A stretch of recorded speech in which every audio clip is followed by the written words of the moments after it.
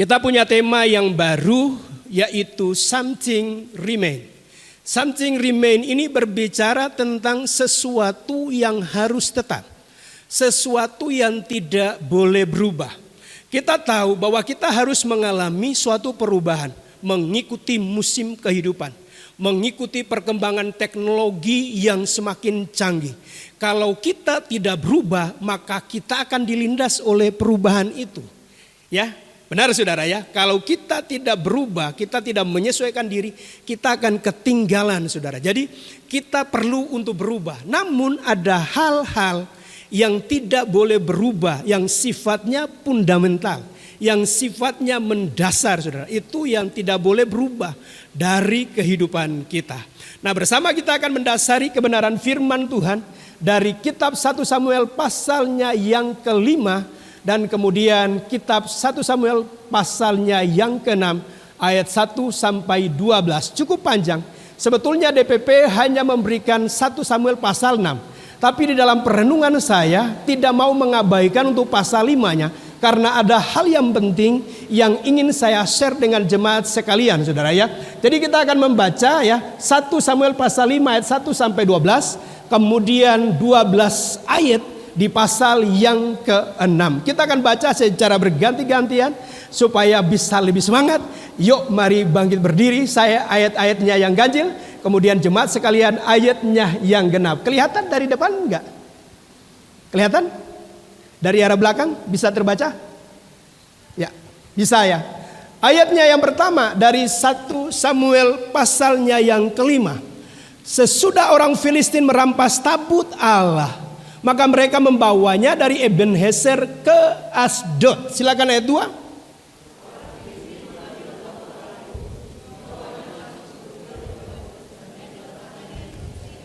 Ayat 3, ketika orang-orang Asdod bangun pagi-pagi, pada keesokan harinya tampaklah Dagon terjatuh dengan mukanya ke tanah di hadapan tabut Tuhan. Lalu mereka mengambil Dagon dan mengembalikannya ke tempatnya. Silakan ayat 4.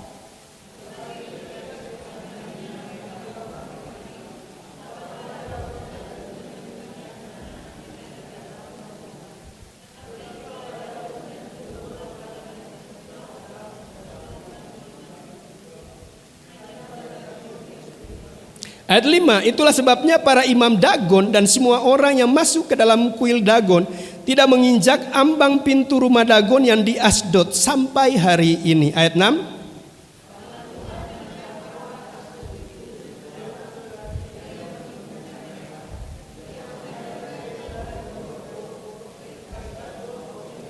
Ayat 7, ketika dilihat orang-orang Asdod bahwa demikian halnya, berkatalah mereka, tabut Allah Israel tidak boleh tinggal pada kita, sebab tangannya keras melawan kita dan melawan Dagon Allah kita.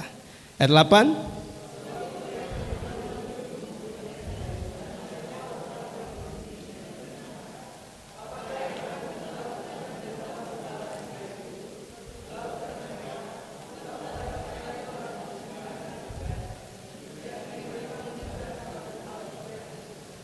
Tetapi setelah mereka memindahkannya, maka tangan Tuhan mendatangkan kegemparan yang sangat besar atas kota itu. Ia menghajar orang-orang kota itu, anak-anak dan orang dewasa, sehingga timbul borok-borok pada mereka. Ayat 10.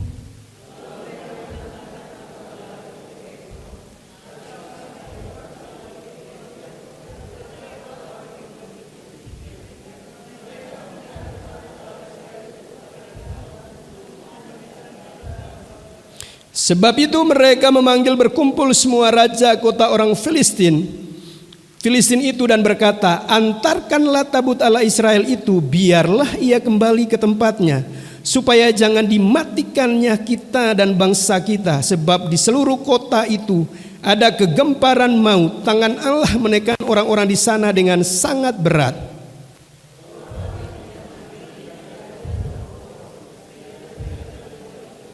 Kita ke pasal 6 ayat 1 saya bacakan. Setelah 7 bulan lamanya tabut Tuhan itu ada di daerah orang Filistin. Ayat 2.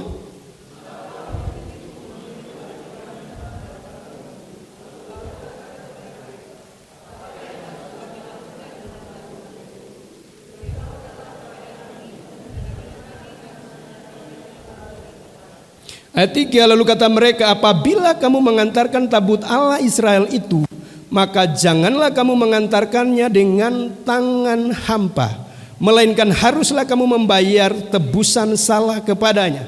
Maka kamu akan menjadi sembuh, dan kamu akan mengetahui mengapa tangannya tidak undur daripadamu. Ayat yang keempat,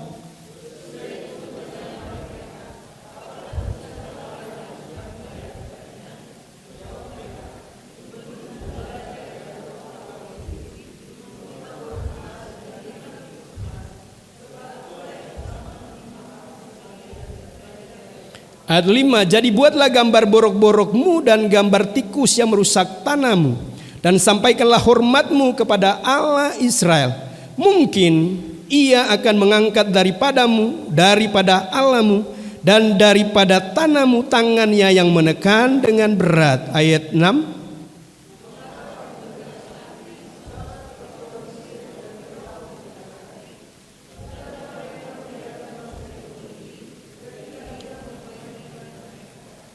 oleh sebab itu ambillah dan siapkanlah sebuah kereta baru dengan 2 ekor lembu yang menyusui, yang belum pernah kena kuk. Pasanglah kedua lembu itu pada kereta, tetapi bawalah anak-anaknya kembali ke rumah, supaya jangan mengikutinya lagi. Ayat 8,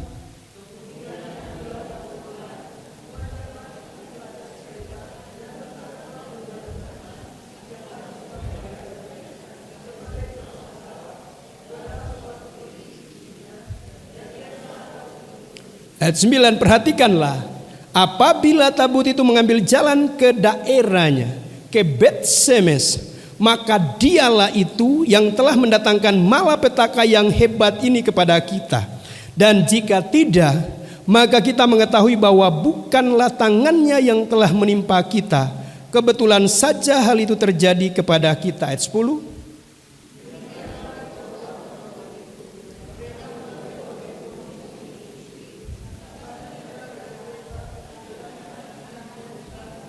ayat 11, mereka meletakkan tabut Tuhan ke atas kereta, juga peti berisi tikus-tikus emas dan gambar benjol-benjol mereka. Silakan ayatnya yang ke-12, ayat terakhir.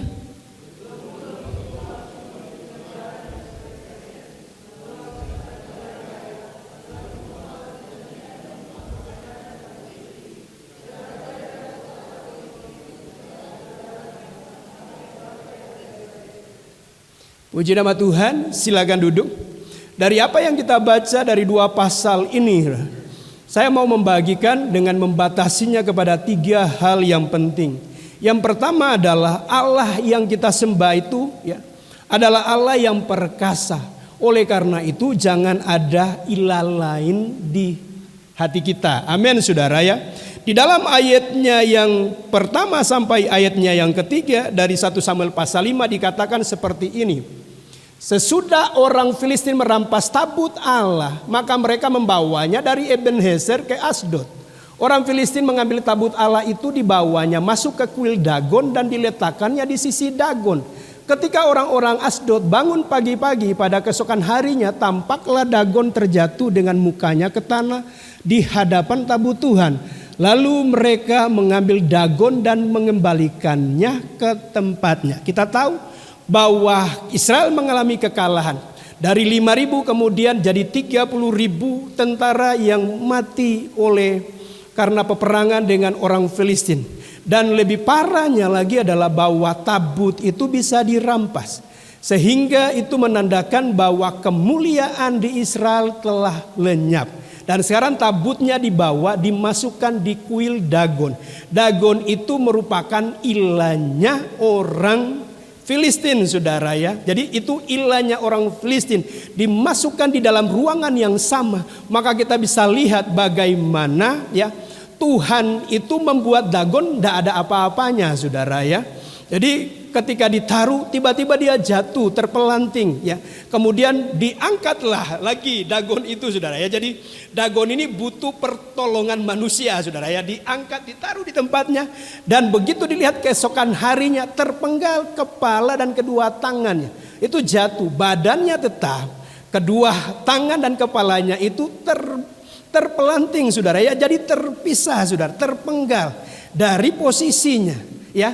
Dan kemudian ini bisa menandakan bahwa benarlah perkataan firman, ilah bangsa lain saudara memiliki telinga tapi tidak bisa mendengar, memiliki mata tidak bisa melihat, memiliki tangan tidak bisa melakukan pekerjaan saudara, apalagi menolong. Tetapi Tuhan kita adalah Tuhan pencipta alam semesta. Kita bisa balik ke kisah Simson di dalam Hakim-Hakim, bisa dibuka di dalam Hakim-Hakim pasal 16 ayat 23, dikatakan begini, sesudah itu berkumpullah raja-raja kota orang Filistin untuk mengadakan perayaan korban sembelihan yang besar kepada Dagon Allah mereka, dan untuk bersukaria kata mereka, telah diserahkan oleh Allah kita ke dalam tangan kita Simson musuh kita. Perhatikan saudara, dalam pandangannya orang Filistin, kekalahan daripada Simson karena Dagon yang menyerahkan Simson. Padahal kita tahu saudara bahwa Simson itu nasirnya Allah saudara. Dia sejak lahirnya sudah ada sebuah komitmen tidak boleh pisau cukur kena pada rambutnya. Karena kalau itu ya kena pada rambutnya akan hilang kekuatannya. Tuhan meninggalkan dia. Kita tahu bahwa Simson ini menimbulkan kekalahan demi kekalahan. Mau dia sendiri saudara, dia bisa hajar saudara orang-orang Filistin. Kemudian bukan hanya dari sisi orangnya yang dia bunuh saudara, tetapi juga ladang-ladang mereka bisa dibakar oleh Simson. Tapi Simson ini memiliki kelemahan. Kelemahannya apa saudara? Wanita saudara. Ya, kelemahannya dia wanita, dan dia jatuh cinta kepada perempuan Filistin. Dan singkat cerita, perempuan Filistin mengorek sedemikian sehingga mengetahui rahasia dari kekuatan Simson. Ya, kalau dicukur rambutnya hilang kekuatannya, dan itu yang terjadi. Tapi apa yang dialami Simson dalam pandangan orang Filistin karena Dagon yang menyerahkan.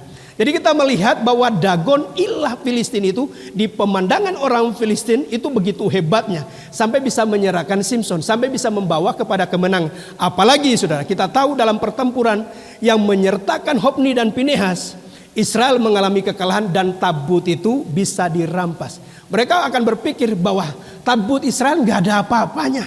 Ya, pemikiran mereka. Dan kita lihat saudara, begitu kemudian ditaruh di dalam kuil mereka, ya, Dagon itu tidak ada apa-apanya. Kita harus tahu dan meyakini bahwa Tuhan yang kita sembah di dalam Yesus Kristus adalah Tuhan yang tidak perlu kita bela saudara. Dia akan membela dirinya sendiri saudara. Kitalah yang butuh pembelaannya, kitalah yang butuh pertolongannya. Amin saudara. Kita melihat di sini bagaimana Tuhan itu mendatangkan kesengsaraan, mendatangkan penderitaan, kematian, kegagalan di dalam panen saudara. Hasil daripada pertanian mereka itu bisa kita baca di dalam ayat-ayat ini saudara. Amin saudara ya. Oleh karena itu saudara, kita melihat bahwa Dagon bersama Tuhan itu tidak bisa di dalam satu ruangan. Ini menggambarkan juga mengenai ruangan hati kita saudara. Gak bisa kemudian kita sudah ada Tuhan kemudian masih menaruh kepercayaan kepada ilah lain saudara. Amin saudara ya. Maka saya membuat pernyataan berikut. Jika Anda sudah memegang kepercayaan kepada Tuhan, kepada Yesus Kristus, jangan lagi percaya kepada ilah lain saudara. Atau kalau ada di dalam diri Anda ada ilah lain saudara, dan mau terima Tuhan, ya harus bereskan, keluarkan. Kalau tidak bisa dengan sendiri, ya harus melalui pelayanan pelepasan. Amin saudara. Kalau tidak, itu akan menghambat pertumbuhan kerohanian Anda. Anda tidak akan mencapai level tertinggi dalam pertumbuhan iman kalau kemudian ada hal yang lain. Amin saudara. Tuh manusia aja tidak mau diduakan. Ada 02-nya, 03-nya, nggak mau saudara. Apalagi Tuhan saudara. Tuhan itu tidak mau diduakan. Ia adalah Allah yang cemburu. Makanya jangan ada ilah lain di hati kita. Harus andalkan, percaya sepenuhnya kepada Tuhan. Kalau tidak, ya gelap itu kan tidak bisa bersatu dengan terang, saudara. Amin. Ya, Dagon dengan adanya tabut yang merupakan kehadiran Tuhan nggak bisa ada di dalam satu ruangan. Yang satunya harus keluar, dan kita harus memilih mengeluarkan Dagon atau ilah lain. Dan ini yang tidak dilakukan oleh orang-orang Filistin. Padahal mereka tahu Dagon ini nggak ada apa-apa. Ya, tidak ada apa-apa. Nggak tahu materialnya itu terbuat dari kayu atau dari batu atau material yang lain. Toh terpelanting saudara.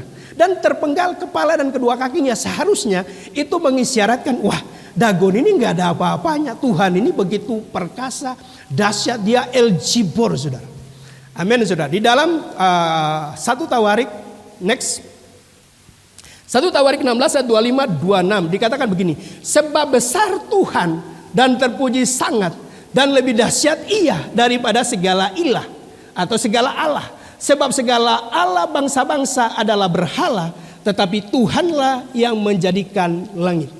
Nah, bunyi ayat yang sama, saudara, dikutip juga di dalam kitab Mazmur 96 ayat 4-5. Sebab Tuhan maha besar dan terpuji sangat. Ia lebih dahsyat daripada segala Allah. Sebab segala Allah bangsa-bangsa adalah hampa, tetapi Tuhanlah yang menjadikan langit. Nah, bagian daripada ayat ini yang menginspirasi Insinyur Weliar Kauntu membuat lagu yang kira-kira seperti ini. Sebab Tuhan maha besar dan sangat terpuji, dia lebih dahsyat dari segala Allah. Sebab Tuhan maha besar dan sangat terpuji, kuasanya dahsyat menghancurkan musuh. Katakan kiri kanan, jangan ada ilah lain. Hal yang kedua, saudara, hal yang kedua. Tuhanlah yang mau kembali kepada umatnya. Jadi bisa diperhatikan, saudara, ya, filosofi yang harus kita pegang, Tuhanlah yang mencari kita. Tuhanlah yang datang kepada kita. Bagian kita meresponi apa yang menjadi cinta kasih daripada Tuhan. Ketika Israel mengalami kekalahan dan tabut itu dirampas, gak ada satu ayat yang memberikan sebuah keterangan bahwa mereka orang-orang Israel kepingin untuk merebut kembali tabut itu. Gak ada. Jadi kita melihat begitu di bawah ke Asdod, kota Asdod, saudara, Tuhanlah yang bekerja menekan dengan sangat hebat. Jadi bagi orang-orang Filistin, saudara, ya, tekanan yang begitu hebat mengingatkan mereka kepada apa yang Tuhan lakukan di Mesir. Makanya kemudian mereka ngomong, jangan engkau berkeras hati seperti Firaun dan orang Mesir. Ketika Tuhan mempermain-mainkan mereka. Dan ini juga membuktikan bahwa Tuhan itu, ya, Allah yang luar biasa dan mendatangkan kegemparan bukan hanya di Asdod. Ketika di Asdodnya mereka mengalami sengsara, mengalami kegagalan, mengalami kematian, dipindahkan kan ke Gad. Nah, begitu di Gad, hal yang sama terjadi, ditekan dengan hebat. Mau dipindahkan ke Asdod, ya, dari Asdod ke Gad, kemudian ke Ekron, sudah di Ekronnya juga hal yang sama. Kenapa tabut itu harus dibawa ke kota kami? Karena mengalami sebuah kegemparan. Nah, ini yang harus kita pahami. Jadi Tuhan itu yang datang mencari kita. Bagian kita adalah membuka hati kita untuk meresponi apa yang menjadi kerinduan Tuhan. Dengan apa? Meresponi akan kasihnya. Meresponi akan cintanya yang begitu besar. Saya menggambarkan akan hubungan kita dengan Tuhan itu seperti ketika saya mengadakan permainan sembunyi-sembunyi dengan anak saya, saudara, usia 4-5 tahun, ketika pindah di atas, saudara, permainan yang paling seru dari kami berdua adalah permainan sembunyi, ya, sembunyi dan dicari, saudara. Jadi akan tutup mata gitu, kemudian saya akan bersembunyi, saudara, ya. Setelah dia mencari, setelah itu dia ketemu, saya akan kemudian balik, ya. Saya yang hitung, dia yang bersembunyi. Buat saya untuk mencari anak saya itu sangat gampang sekali. Jadi seluruh ruangan itu sudah diketahui, saudara, posisi mana, ya. Jadi gampang sekali buat saya untuk mencarinya, saudara. Tapi giliran ketika Paula, saudara, mencari saya, kalau saya membuat diri saya tersembunyi, saudara, dia nggak akan dapat, saudara. Jadi ketika kemudian di dalam kamar itu ada lemari dan akses masuk ke lemari itu saya tutup, ya, kelihatan secara tidak sengaja ditaruh sana.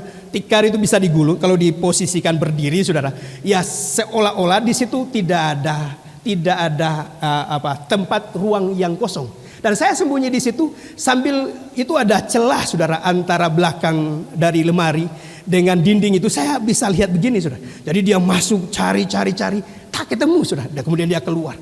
Cari di kamar yang lain, cari di ruangan yang lain, sampai ke toilet, sampai ke bagian belakang. Kemudian dia sepertinya putus asa. Dedi di mana? Dedi di mana? teriakannya itu saudara menarik hati saya saudara.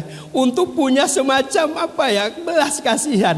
Maka dari belakang lemari itu saya berkata, Dedi di sini, Dedi di sini. Dan apa yang dia lakukan saudara? Dia akan mengikuti dari arah mana suara saya.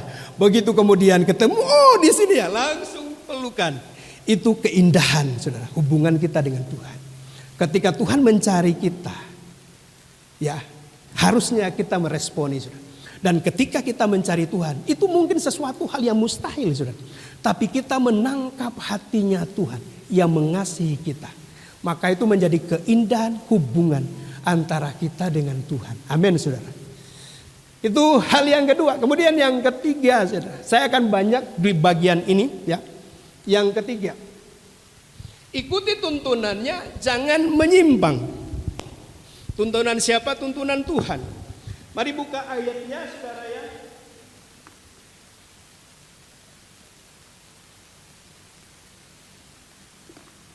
Ayat 10 sampai ayat 12. Dikatakan seperti ini, demikianlah diperbuat orang-orang itu. Jadi orang-orang Filistin ini. Mereka mengambil 2 ekor lembu yang menyusui, dipasangnya pada kereta, tetapi anak-anaknya ditahan di rumah. Mereka meletakkan tabut Tuhan ke atas kereta. Juga peti berisi tikus-tikus emas dan gambar benjol-benjol mereka. Lembu-lembu itu langsung mengikuti jalan yang ke Bet-Semes, melalui satu jalan raya sambil menguak dengan tidak menyimpang ke kanan atau ke kiri. Sedang raja-raja kota orang Filistin itu berjalan di belakangnya sampai ke daerah Bet-Semes. Atas petunjuk dari imam-imamnya orang Filistin, mereka mengikuti. Jadi usulannya begini, naikkan tabut itu di atas kereta yang baru. Kemudian disuruhlah 2 lembu yang sedang menyusui untuk kemudian membawa tabut itu ke daerah Bet-Semes. Dan mereka berkata seperti ini, kalau dia tidak menyimpang ke kanan dan ke kiri ya, menyimpang ke kanan dan ke kiri, maka berarti itu adalah dialah Tuhan yang mendatangkan kesengsaraan malapetaka dan mendatangkan sakit penyakit bagi kita. Tapi kalau kemudian dia menyimpang ke kanan atau ke kiri, berarti itu hanya kebetulan. Nah, bisa dibuka gambar lembunya. Perhatikan saudara, bahwa naluriah hewan, ini naluriah hewan, apalagi dia menyusui anak-anaknya, hewan itu akan balik kepada anak-anaknya. Nah, ini anak-anaknya kan ditinggal di rumah saudara. Naluriah hewan saudara, dia tidak akan mengikuti jalan yang ke Bet-Semes. Dia ingat anaknya yang menyusui.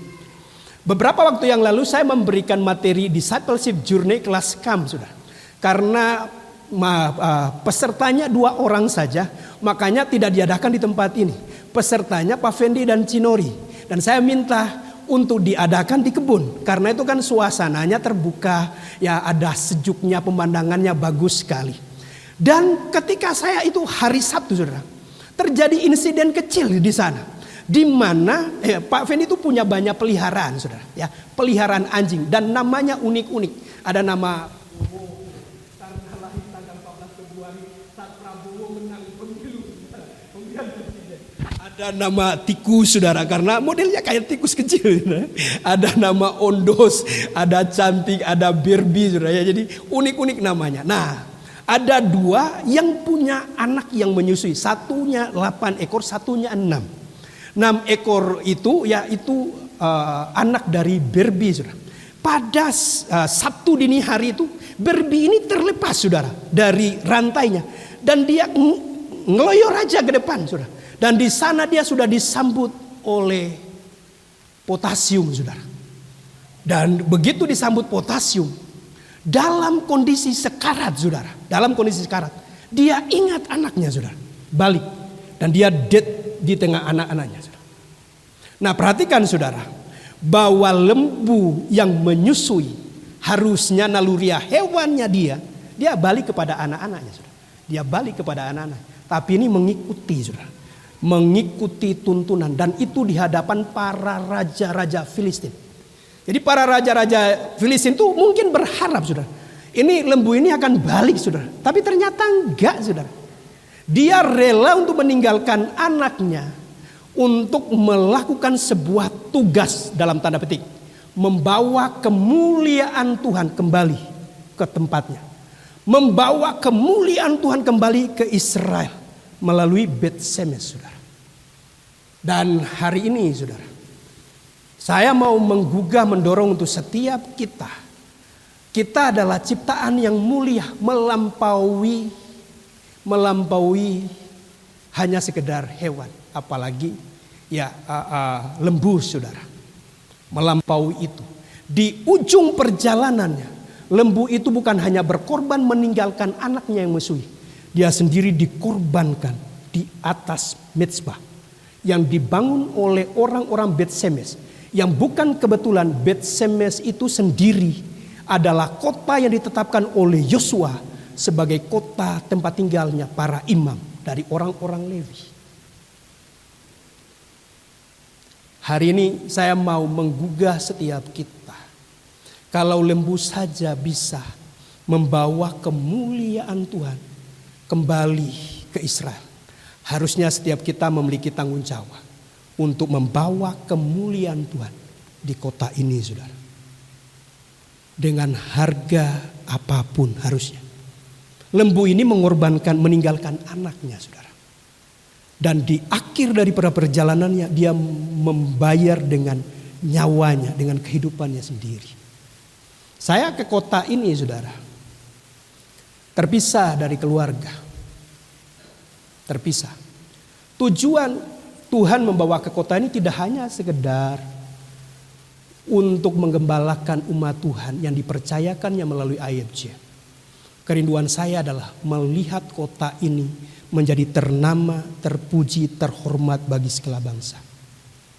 Sejak saya datang 2012, saudara, 2 Juni 2012 selalu menjadi doa saya. Pada saat doa bersama, pada saat doa secara pribadi, selalu mengucapkan berkat biar Tondano menjadi kota yang ternama, terpuji, terhormat bagi segala bangsa.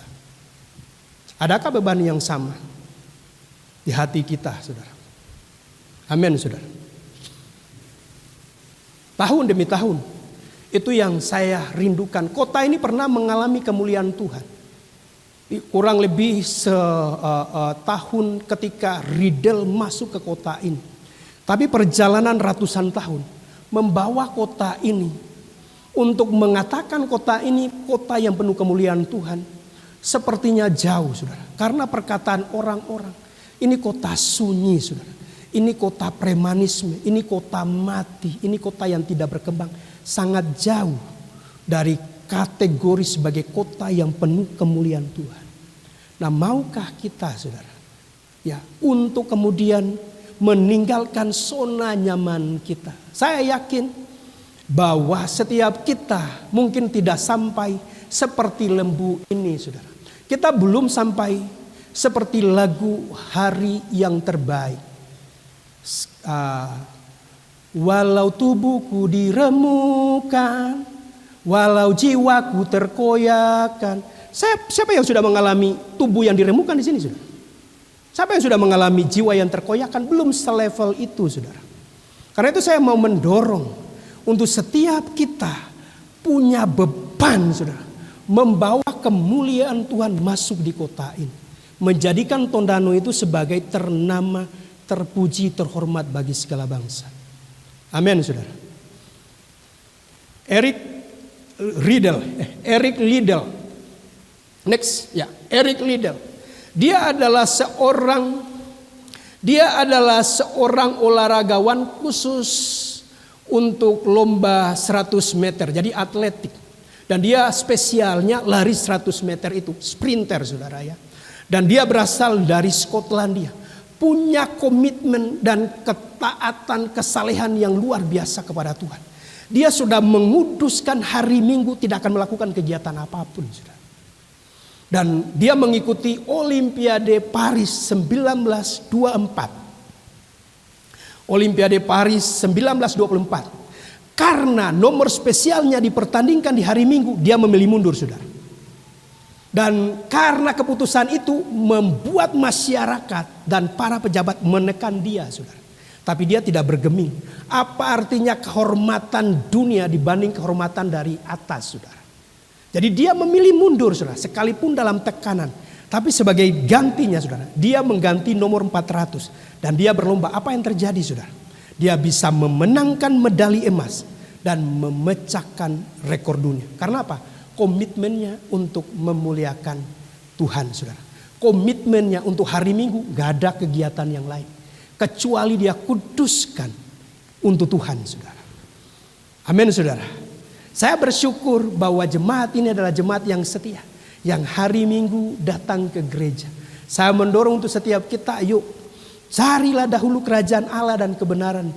Jangan tinggalkan yang namanya ibadah, saudara, karena mengandung janji baik untuk hidup pada masa kini maupun pada masa yang akan datang. Ibadah itu akan membuat kita bisa dibedakan dari orang-orang yang tidak beribadah. Amin, saudara. Terakhir, saudara, masih dari olahraga. Ini mungkin udah 101 tahun, saudara. Ini karena tahun 1924, ini sudah 2025, saudara. Jadi sudah 101 tahun. Ini baru terjadi minggu lalu, saudara. Baru terjadi minggu lalu. Ya. Ditampilkan gambar. Nama atlet ini, saudara, ya, adalah Cody Gakpo. Bisa muncul slide terakhir? Belum kelihatan. Namanya adalah Cody Gakpo. Dia diposisikan sebagai penyerang sayap kanan di klub Liverpool, saudara. Pada minggu yang lalu, pada minggu yang lalu, itu partai akan sangat menentukan. Liverpool ini kalau menang akan memastikan sebagai juara Premier Liga Inggris, saudara, ya. Dan lawannya ya cukup kuat juga lawannya. Gak kelihatan, ya. Padahal ini yang paling puncaknya, saudara, karena ada tulisan I belong to Jesus, saudara, ya. Nah, jadi lawannya cukup kuat, Tottenham Hotspur, saudara. Jadi babak pertama berjalan, Hotspurnya mencetak gol, saudara, ya, mencetak skor melalui Solanke, saudara. Itu artinya kalau skor ini bertahan sampai dengan selesai pertandingan, maka Liverpool akan menunda pesta juara mereka. Dan apa yang terjadi, saudara? Ya, masih di babak yang pertama, tiba-tiba Luis Diaz bisa membuat skor menjadi imbang, saudara, ya. Oke, sudah kelihatan. Thank you. Ya, Luis Diaz bisa mencetak skor.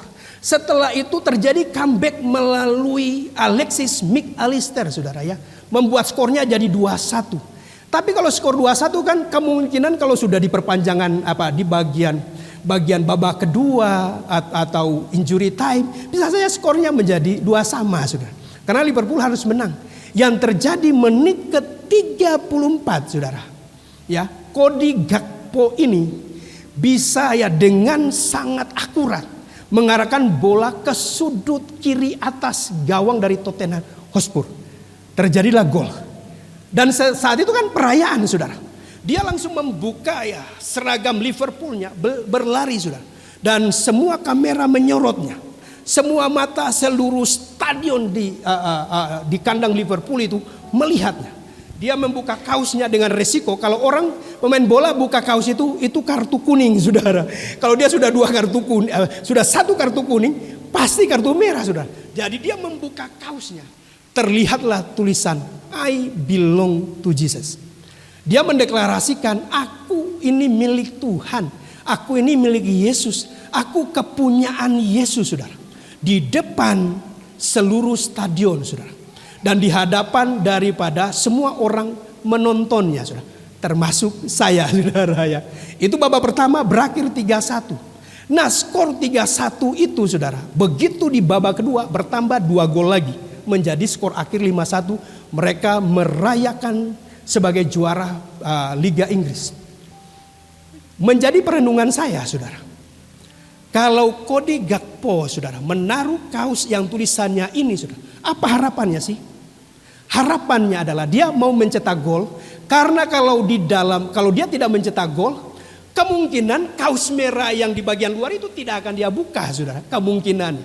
Jadi dia sudah mempersiapkan itu, saudara, supaya ketika momen dia mencetak gol, Dia bisa mendeklarasikan mengenai imannya kepada Yesus, bahwa dia milik Yesus, dia kepunyaan Yesus, dan Tuhan kabulkan akan niatnya untuk memuliakan Tuhan. Di tengah-tengah kapten kesebelasan di Inggris itu harus mengenakan ini ban kapten pelangi, sudah. Itu bertentangan dengan iman Kristen, bukan? Nah, apa yang ingin saya mau dari cerita ini, sudah, di dalam wawancara dengan koran ternama Inggris Daily Mirror, sudah, Cody Gakpo berkata seperti ini. Bahkan koran itu membuat catatan, dia orang yang setia, dia orang yang berbakti kepada Tuhan. Next, sebagai slide yang terakhir, saya mengundang para pelayan perjamuan untuk maju ke depan. Bagi saya, iman saya sama. Itu terjadi sepanjang hari, setiap hari. Jadi sepanjang hari, sejak dia bangun sampai kemudian tidur dan bangun lagi. Dan itu dilakukan bukan hanya sehari, saudara, tapi setiap hari, hari demi hari yang dia lakukan, saudara. Dimanapun Anda dapat menjadi orang yang lebih baik, dan menurut saya Anda dapat menjadi lebih dekat dengan Tuhan melalui bimbingan itu. Luar biasa, saudara. Pernyataan imannya. Dia membawa imannya setiap latihan, saudara. Setiap dia main, dimanapun. Dia imannya bukan hanya hari Minggu, saudara. Imannya dia bukan hanya pada saat di dalam kegiatan rohani. Imannya dia dilakukan sepanjang hari. Setiap hari, Senin, Selasa, Rabu, Kamis, Jumat, Sabtu, Minggu. Itu yang dia lakukan. Jadi kalau tidak mengherankan kerinduannya dia untuk bisa mendeklarasikan, untuk membuka kaos luarnya, menampakkan I belong to Jesus itu. Tuhan memberi di menit yang ke-34. Buat saya begini, kalau skornya 2-1, euforianya belum terlalu. Jadi bisa saja disamakan oleh musuhnya. Tapi kalau 3-1 meruntuhkan moral para pemain musuh, pemain lawan, dan menaikkan semangat dari timnya, maka tidak mengherankan Liverpool merayakan kemenangan Liga Inggris yang ke-20. Saya mendorong untuk setiap kita, saudara, dalam kehidupan ini untuk memuliakan Tuhan di sepanjang hidup kita. Saya mendorong seperti Eric Liddell, saudara, kita itu menguduskan hari Minggu. Saya mendorong untuk setiap kita menjadi seperti lembu, saudara, yang tidak lagi memusingkan mengenai zona nyamannya dia. Dia mau meninggalkan anak-anak yang menyusu. Bahkan di akhirnya dia mempersembahkan hidupnya demi kemuliaan Tuhan, bisa masuk kembali di Bet-Shemesh di Israel. Saya rindu untuk kota ini mengalami kemuliaan Tuhan. Maukah kita, saudara, untuk meninggalkan pekerjaan kita dalam 2-3 jam untuk kita mau berlutut dan berdoa, saudara? Maukah kita meninggalkan kesibukan kita, saudara, untuk kemudian datang berlutut bersama-sama memohon anugerahnya supaya kemuliaannya turun di kota ini? Karena api kemuliaan Tuhan tidak akan pernah turun tanpa adanya korban, saudara. Dan Tuhan memanggil kita semua. Saya bersyukur, saudara, tahun 2012 Tuhan membawa saya di kota ini meninggalkan zona nyaman. Kurang lebih 10 tahun lebihnya ada Pastor Eren, saudara, bersama Ruth meninggalkan zona nyaman, saudara. Meninggalkan keluarga mereka di Jakarta untuk datang di kota ini untuk bersama-sama. Dan saya rindu, saudara, kita mungkin tidak terpisah, saudara, dengan orang yang kita kasihi. Kita ada tinggal di kota ini. Kita hanya sesaat saja untuk bersama-sama berdoa demi supaya kota ini menjadi ternama, terpuji, dan terhormat bagi segala bangsa. Amin, saudara. Berapa banyak yang mau untuk ambil beban ini, saudara? Boleh angkat tangan, saudara. Berapa banyak yang mau untuk berkorban dari sisi waktu, bahkan meninggalkan pekerjaan sebentar aja, meninggalkan usaha sebentar aja. Doa di sini hari Rabu jam 7. Mungkin kalau di hari Rabu tokonya tutup jam atau usahanya ya sampai jam 8 atau jam 9. Mungkin di hari Rabu dikhususkanlah itu untuk berdoa. Saya meyakini kalau ini yang kita lakukan secara bersama-sama, Tuhan akan melakukan percepatannya untuk membawa kemuliaan Tuhan atas kota ini. Kalau kemuliaan Tuhan dinyatakan, itu akan mendatangkan berkat-berkat jasmani. Di mana kota-kota yang mengalami lawatan Tuhan, itu kemakmuran terjadi. Saudara. Jadi dampaknya ya, efek dominonya akan terjadi dalam setiap usaha dan pekerjaan kita. Mari tundukkan kepala, siapkan kehidupan kita untuk bersekutu dengan tubuh dan darahnya.